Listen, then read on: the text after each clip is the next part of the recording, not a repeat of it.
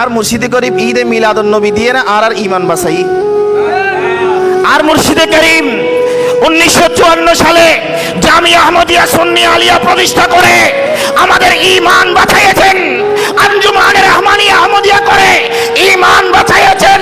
Gausia committee করে ঈমান বাঁচাইয়েছেন। জশ্নে জুলুস করে আমাদের ঈমান বাঁচাইয়েছেন।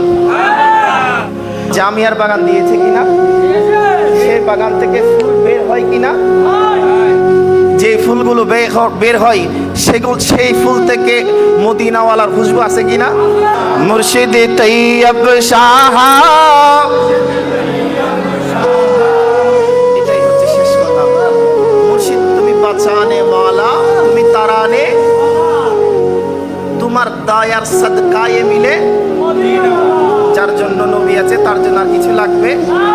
মিশকাত শরীফের হাদিস, বুখারী শরীফ।